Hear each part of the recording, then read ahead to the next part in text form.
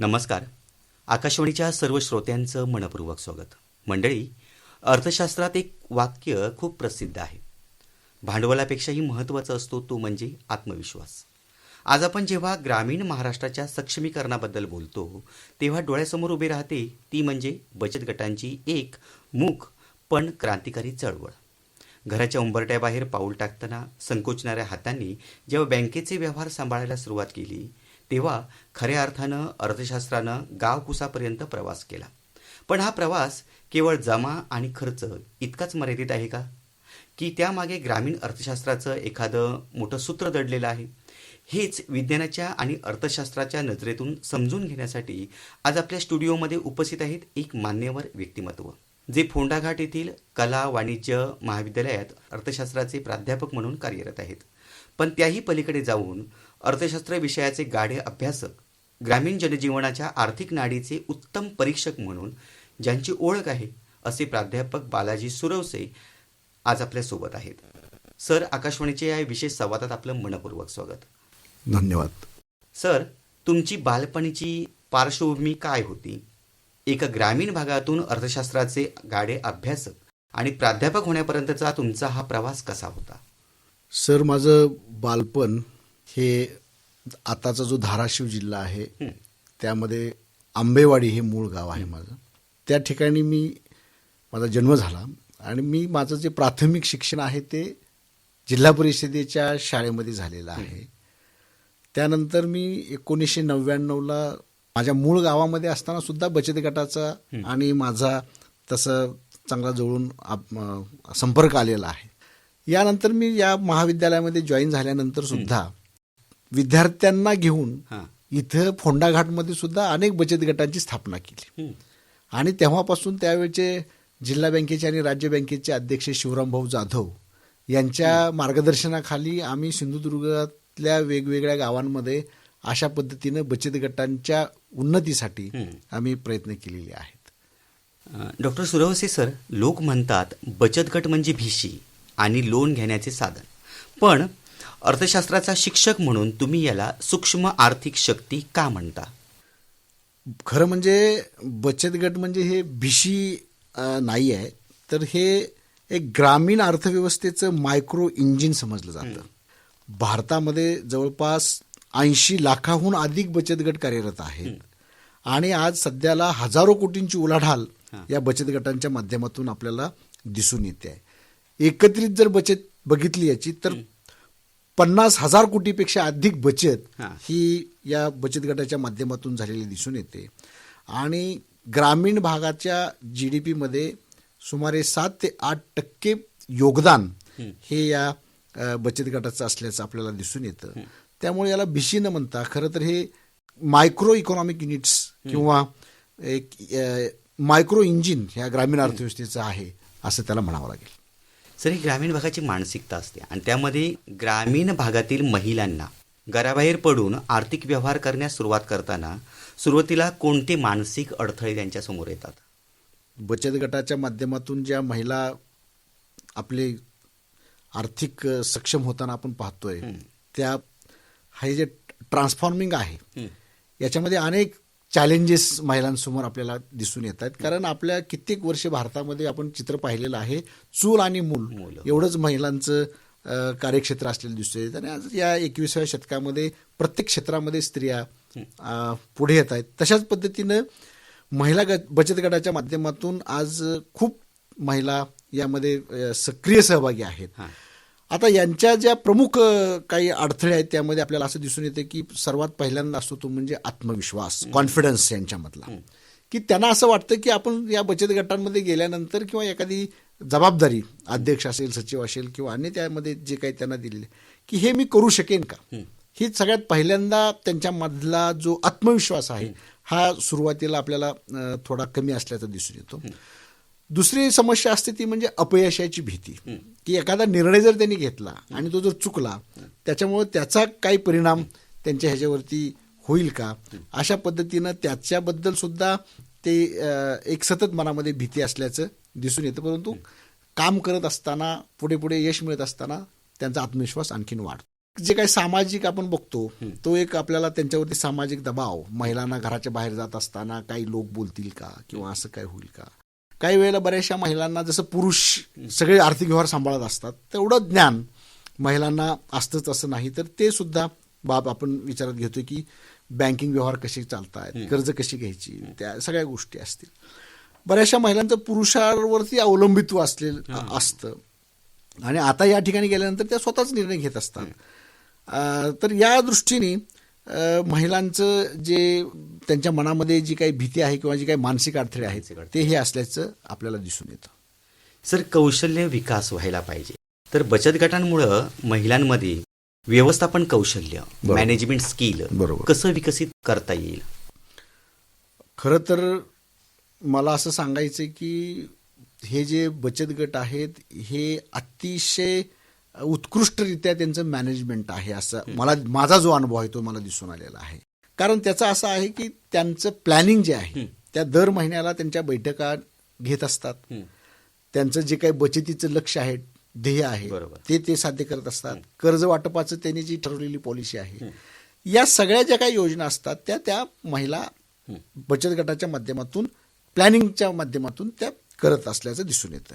त्याच्यामुळे हे जे प्लॅनिंग आहे त्यानंतरचं पुढचं आहे ते म्हणजे आर्थिक व्यवस्थापन, फायनान्शियल मॅनेजमेंट, की बचत गोळा करणं, केलेल्या बचतीचं त्याचं महिलांना ज्यांना गरज आहे, आवश्यकता आहे अशांना कर्ज देणं, व्याज आकारणं, या सगळ्या गोष्टीमुळे मला असं वाटतं की त्यांना एक अत्यंत चांगल्या पद्धतीनं पैशाचं नियोजन आणि व्यवस्थापन त्यामध्ये त्या शिकत असल्याचं दिसून येतं.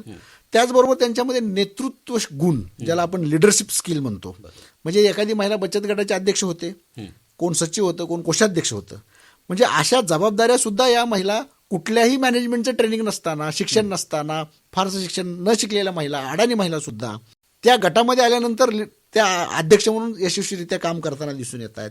सचिव म्हणून जे ती त्यांच्याकडे जी पदं मिळालेली आहेत ते त्या चांगल्या सक्षमपणे करताना दिसून येत आहेत. डिसिजन मेकिंग जे आहे, निर्णय क्षमता, ही सुद्धा या महिलांच्या मध्ये आपल्याला दिसून येते. कर्ज कोणाला द्यायचं, किती द्यायचं, कसं द्यायचं, त्याची परतफेड कशी करायची, संवाद कौशल्य सगळ्यात महत्त्वाचा. चांगल्या कम्युनिकेशन स्किल सर्टिफिकेट कोर्स घेतलेले विद्यार्थी असतील किंवा उच्च शिक्षित सुद्धा काही व्यक्ती असतील, त्यांना ज्या पद्धतीनं कम्युनिकेशन जमत नाही अशा महिला या सगळ्या ठिकाणी जाऊन, बँकामध्ये जाऊन आपली मतं मांडतात. बँक खातं कसं काढायचे, काय प्रॉब्लेम आले असले तर ते त्यांच्या पद्धतीनं, भले ते फार इंग्रजी नसेल, फार त्यांचं प्रभावी नसेल, परंतु जे प्रश्न सोडवण्यासाठी जे कम्युनिकेशन पाहिजे, प्रश्न वाढवण्यासाठी नाही, तर हे त्यांच्यामध्ये आहे. हे मला त्यांचं विशेष कौतुक वाटतं.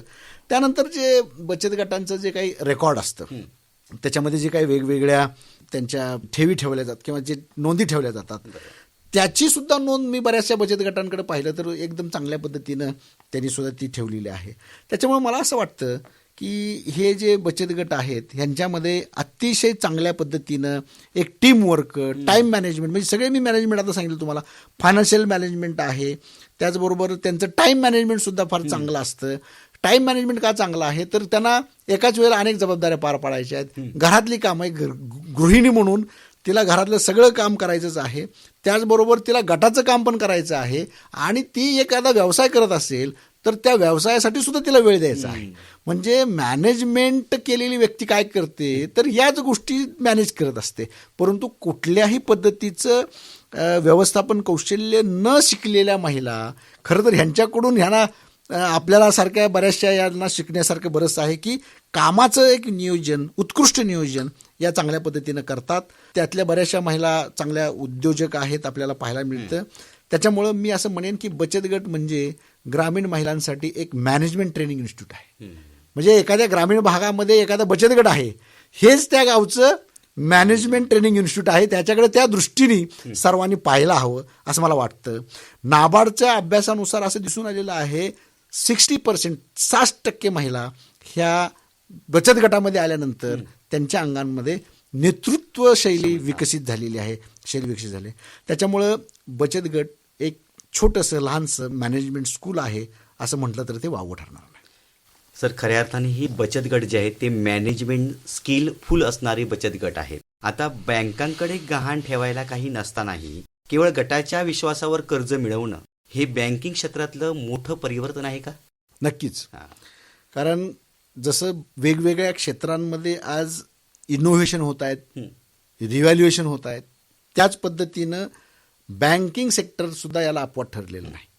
तर याच्या अगोदर ती आपल्याला माहिती आहे की तारण ठेवल्याशिवाय कारण आणि तारण कर्ज काढताना ह्या दोन गोष्टी महत्त्वाच्या असतात. आता असं आहे की यांच्याकडं इनोव्हेशनमध्ये बचत गटांना जे कर्ज दिलं जातं त्याच्यामध्ये एकच गोष्ट पाहिली जाते, तो म्हणजे त्या गटांच्या सगळ्या महिलांवरती बँकेने ठेवलेला विश्वास. म्हणजे त्यांचं ट्रस्ट इज कॅपिटल. ट्रस्ट हेच त्यांचं भांडवल आहे, विश्वास हेच त्यांची भांडवल आहे. त्याच्यामुळं आपण जर बघितलं तर पूर्वीची जी बँकिंग पद्धती होती ती कोलॅटरल बेस होती आणि आज बचत गटांमुळं ती ट्रस्ट बेस्ड झाली. हां. म्हणजे ताराशिवाय सुद्धा एखाद्या बचत गटांकडे खूप इनोव्हेटिव्ह आयडिया आहेत, खूप आर्थिक परिवर्तन करण्याचं खूप चांगलं आहे, परंतु त्यांच्यावरती विश्वास ठेवून बँकांनी त्यांना निधी देणं, कर्ज देणं दिला तर त्या निश्चितपणानं एक चांगला सोशल चेंज किंवा इकॉनॉमिकल चेंज ते आपल्याला घडून आणत असल्याचं आपल्याला दिसून येतं. मला तुम्हाला आणखीन एक सांगावंसं वाटतं की या कर्जाच्या बाबतीत जर आपण बघितलं, NPA अकाउंट झालेली, तर सामान्य जी कर्ज आहेत दुसरी बचत गटांना दिलेल्या कर्जाचा NPA 2% आहे फक्त, आणि बाकीच्या इतर कर्जांचा NPA जर बघितला तर तो 8 ते 10% आहे. याचा अर्थ असा की कुठल्याही पद्धतीचं तारण नसताना सुद्धा ह्या बचत गट अतिशय प्रामाणिकपणे हे घेतलेलं कर्ज परतफेड करत आहेत.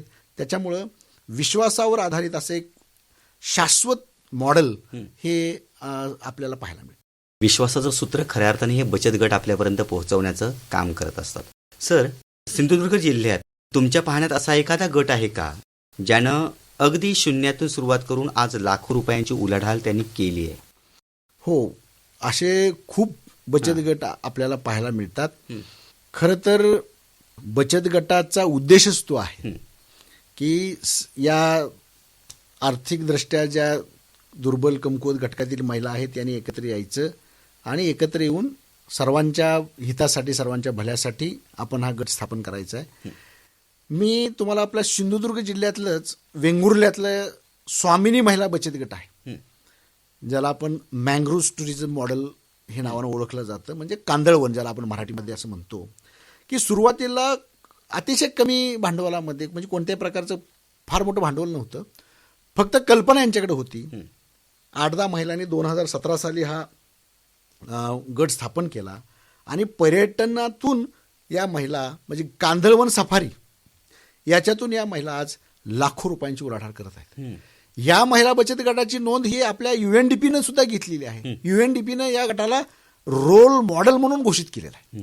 म्हणजे अशा दृष्टीने आपल्या सिंधुदुर्ग जिल्ह्यामध्ये सुद्धा पर्यटन, खरं तर हा जिल्हा हा पर्यटन जिल्हा आहे, पर्यटन जिल्हा आहे. तर अशा पद्धतीनं मला सर्वच बचत गटांना आवाहन करायचं आहे की आपण सुद्धा पर्यटन क्षेत्रामध्ये आलं पाहिजे आणि ज्या पद्धतीनं स्वामिनी महिला बचत गट आज एक रोल मॉडेल बनला आहे तशा पद्धतीने या गटाने सुद्धा रोल मॉडेल बनलं पाहिजे. वाडातार या ठिकाणी आणखीन एक प्रसिद्ध बचत गट आहे, ज्या ठिकाणी आयस्टर म्हणजे शिंपले शेती केली जाते सहकारी पद्धतीने या बचत गटाच्या माध्यमातून. या पद्धतीनं सुद्धा खूप मोठ्या प्रमाणावरती महिलांना म्हणजे यशस्वीता ह्या बचत गटांना मिळाल्याचं दिसून येतं. असे अनेक उदाहरणं आपल्याला देता येतील.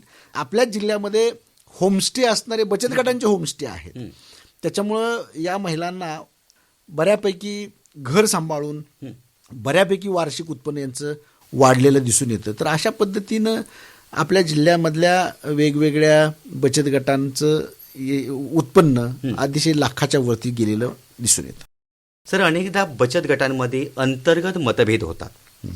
हे आर्थिक नुकसानीला कसं कारणीभूत ठरतात आणि त्यावर काय उपाय करता येईल? कोणतंही क्षेत्र असो, प्रगती ही सहकार्यानं जेवढी होते तेवढी संघर्षातून कधीच होत नाही. त्याच्यामुळं बचत गट सुद्धा त्याला अपवाद नाहीत. व्यक्तींचा हा गट असल्यामुळे त्यामध्ये निश्चितच काही मतभेद किंवा काही एकमेकाविषयीचं हे यामध्ये असणारच, आणि त्याच्यामुळे बचत गटातील मतभेद हे डायरेक्टली त्या बचत गटाचं प्रचंड मोठं नुकसान करत असतात आणि त्याच्यामुळे त्या गटाला शेवटी तो गट म्हणजे बंद पडण्यापर्यंत सुद्धा गेलेले आपल्याला पाहायला दिसून येतात. आता याच्यामध्ये आपल्याला काय नुकसान आहे, तर त्या ठिकाणची कर्ज परतफेड उशिरा होते. विश्वासानं जेवढ्या महिला एकत्र आलेल्या असतात त्यांच्यामध्ये जर वाद निर्माण झाले तर त्या एकमेकाला सहकार्य करताना दिसून येत नाहीत. त्यांचा कॅश फ्लो बिघडतो, बरोबर. जो येणार आहे तो. गट फुटण्याची शक्यता असते. त्याचबरोबर बचत आणि कर्ज व्यवस्था ही जी त्यांचं ते सुद्धा कोलॅप्स झालेलं आपल्याला पाहायला मिळतं. बचत गटामध्ये परस्पर त्या सदस्यांमध्ये एक विश्वासाचं वातावरण असतं. ते सुद्धा या ठिकाणी लॉस ऑफ ट्रस्ट त्यांचा झालेला आपल्याला दिसून येतो. आणि त्याच्यामुळं कुठंतरी या गटाचं एक आर्थिक अनियमितता सगळ्याच बाबतीत, हिशोबाच्या बाबतीत किंवा अन्य बाबतीत, तर ह्या मिसमॅनेजमेंट व्हायला लागतं. आणि त्याच्यामुळं तुम्ही जसं म्हणता की अंतर्गत मतभेद हे बचत गटातले हे त्या बचत गटाच्या नाशाला कारणीभूत ठरतात. सर, बचत गटाचे उत्पादन हे ओळख पुसून ब्रँडेड उत्पादन म्हणून बाजारपेठेत टिकवण्यासाठी महिलांनी काय करणं गरजेचं आहे? सगळ्यात महत्त्वाचं आता सध्याचा काळ हा एक ब्रँडेड काळ म्हणून आपण हे करतोय की तुम्ही तुमचं जे काही प्रोडक्शन आहे त्याला एक चांगल्या पद्धतीचा ब्रँड म्हणून तुम्ही मार्केटमध्ये ते आणायला हवं. आता याच्यामध्ये जर बघितलं तर महत्त्वाच्या काही गोष्टी आहेत. त्याच्यामध्ये गुणवत्ता, क्वालिटी स्टँडर्डायझेशन, उत्पादनाची चव, त्याचा दर्जा, स्वच्छता, ही एक स्टँडर्डचं गुणवत्तापूर्ण उत्पादन तुमचं असायला हवं. त्याच्यासाठीच्या ज्या काही त्या यांच्या नोंदणी असतील त्या आवश्यक नोंदणी गटाने सुद्धा करून घेणं गरजेचं आहे. दुसरं आहे आकर्षक पॅकेजिंग. म्हणजे जे आपल्याला दिसतं, आपण ग्राहक खरेदी करत असताना त्याला ती वस्तू घ्यावीशी वाटली पाहिजे पाहिल्या. तर बचत गटांच्या बाबतीत आपल्याला ते दिसत नाही. आतमध्ये चांगल्या उत्कृष्ट प्रोडक्शन त्यांचं आहे, परंतु पॅकेजिंग जे आहे ते कुठंतरी कॉर्पोरेटपेक्षा हे थोडंसं कमी असल्याचं आपल्याला दिसून येतं. त्याच्यामुळं ते तेवढं आकर्षक दिसत नाही. म्हणून त्यांनी पॅकेजिंग सुद्धा चांगल्या पद्धतीनं करायला हवं. त्याच्यावरती लेबल, एक्सपायरी डेट, या ज्या काही गोष्टी असतील त्या ज्या लोकल पद्धतीनं करतात तिथून ते लोकलवरून प्रोफेशनल झालं पाहिजे. तर त्याला चांगल्या पद्धतीनं एक नाव असेल, एक लोगो असेल, एक टॅगलाईन असेल, तर ते ग्राहकाच्या लक्षात राहतं. त्या पद्धतीनं वेगवेगळे प्रमाणपत्र किंवा नोंदी असतात, ती सुद्धा महत्त्वाची आहेत. बचत गटांनी बाजारपेठेचा अभ्यास केला पाहिजे, मार्केट रिसर्च केला पाहिजे. ग्राहकाच्या मनामध्ये ग्राहक काय नेमकं अपेक्षित आहे हे सुद्धा ओळखलं पाहिजे. ग्राहकाच्या परवडेल अशा पद्धतीचे प्राईस, म्हणजे आपल्याकडे काजू जर बघितले तर पाव किलो वगैरे असे, परंतु आता ते छोट्या छोट्या पाऊचमध्ये सुद्धा ते आले पाहिजेत. जसं 10 रुपये 5 रुपयाला ज्या पुड्या मिळतात तशा पद्धतीनं सुद्धा इझिली व्हायला पाहिजे, सेल वाढतो. तर अशा पद्धतीनं. आणि आता अलीकडे आपण बघतोय सगळीकडे ऑनलाईन चाललंय, डिजिटल मार्केटिंग चाललेलं आहे. तर व्हॉट्सअप बिझनेस आहे, फेसबुक आहे, इंस्टाग्राम आहे, ऑनलाईन जेवढे काय विक्री प्लॅटफॉर्म आहेत ते सुद्धा बचत गटांनी त्याचा अभ्यास केला पाहिजे आणि आपलं प्रोडक्शन ऑनलाईन मोडवर या डिजिटल मोडवर विक्रीसाठी थेट ग्राहकापर्यंत आणलं पाहिजे. असं जर केलं तर 20 ते 30% ह्यांचा जो काही बाकीचा जो काही खर्च होतो तो वाचून नफ्यात वाढ होते ह्यांच्या बचत गटाच्या. बचत गटाने आणखीन एक केलं पाहिजे, क्लस्टर करायला पाहिजेत आपले, जी की आज नाहीत. तर ती बचत गटाची क्लस्टर जर झाली तर मोठ्या आहेत, परंतु त्याचं फंक्शनिंग प्रॉपर नाही. तर ते सुद्धा केलं तर त्यांचं विक्री खर्च कमी होऊ शकतो आणि चांगल्या पद्धतीनं माल त्यांचा विक्री होऊ शकतो. या निमित्ताने मला आपल्याला एवढं सांगायचं आहे, लोकल टू होकल आणि होकल टू ग्लोबल. म्हणजे आज गल्लीतला माल दिल्लीत नव्हे जगभर गेला पाहिजे. तर अशा पद्धतीनं या बचत गटाच्या माध्यमातून आपल्या देशामध्ये खरंच अतिशय विश्वासाचा एक ब्रँड जर आपण तयार केला तर निश्चितपणानं बचत गटांना नफा मिळेल आणि त्यांची आर्थिक प्रगती आपोआप होईल. बचत गट आणि बाजारपेठ यांच्यातील मध्यस्थ कमी करण्यासाठी तंत्रज्ञानाचा वापर कसा करता येईल? सर, आजचं युगच आहे माहिती तंत्रज्ञानाचं युग. आणि आपल्याला माहीत आहे की या तंत्रज्ञानाच्या माध्यमातून जे अशक्य आहे ते सर्व शक्य होताना आपल्याला दिसून येतं. आणि सगळ्यात महत्त्वाचं आहे ते म्हणजे जो मध्यस्थ आहे, हा मध्यस्थच आज धनाढ्य झालेला पाहायला मिळतोय. हे श्रीमंत आहेत सगळे, दलाल, व्यापारी. आणि त्याच्यामुळे जो खरा प्रोड्युसर आहे, जे बचत गट आहे, त्यांना मात्र फारसं नफा आपल्याला मिळताना दिसून येत नाही. त्याच्यामुळं काय मी आता मगाशी उल्लेख केला, जे काही बिझनेस आहे ते ऑनलाईन मोडला न्यायला पाहिजे. जे काय आहे ते डायरेक्ट ग्राहक ते म्हणजे प्रोड्युसर ते ग्राहक अशा पद्धतीनं जर झालं तर त्याला एक चांगल्या पद्धतीने बचत गटांना नफा मिळू शकतो. गावातल्या महिलांना ह्या वेगवेगळ्या पद्धतीनं त्यांनी सपोर्ट, म्हणजे ह्या ज्या ऑनलाईन मोडवरती केलं तर मधला जो मध्यस्थ आहे हा मध्यस्थ या ठिकाणी नाहीसा होईल. आणि याच्यामुळं सगळ्यात महत्त्वाचं जे आहे ते म्हणजे या सगळ्या डिजिटल ज्या काही प्लॅटफॉर्म आहेत त्या सगळ्याला डायरेक्ट मार्केटिंगचा अवलंब सगळ्यांनी केला पाहिजे. तंत्रज्ञानामुळं बचत गट लोकल सेलर न राहता डायरेक्ट ब्रँड बनू शकतात आणि ग्राहकाशी ते थेट आपलं नातं जोडून आपला व्यवसाय अधिक जोमाने उभा करू शकतात. खरोखरच सर, बचत गटांची ही केवळ सुरुवात नसून ती एका मोठ्या आर्थिक क्रांतीची नांदी आहे. हे तुम्ही मांडलेल्या मुद्द्यांवरून स्पष्ट होतंय. पण श्रोते हो, ही चर्चा इथेच थांबत नाही. बचत गटांसमोरची आव्हानं, बँकेचे व्यवहार आणि यातून उभा राहणारा ब्रँड, यावर आम्हाला अजून बरंच काही जाणून घ्यायचं आहे. वेळेअभावी आज आपण इथेच थांबतोय. पण या मुलाखतीचा पुढचा आणि अत्यंत महत्त्वाचा भाग आपण ऐकणार आहोत उद्या सायंकाळी ठीक 5:30 प्राध्यापक बालाजी सुरवसे सर, आज तुम्ही इथे आलात आणि आम्हाला मोलाची माहिती दिली त्याबद्दल धन्यवाद. उद्या आपण याच चर्चेला पुढे नेणार आहोत. श्रोते हो, ऐका आणि ऐकत रहा आकाशवाणीचं ही सिंधुदुर्ग नगरी केंद्र FM बँड 103.6 मेगाहर्ट्झ वर आणि न्यूज ऑन AIR या मोबाईल ॲपवर.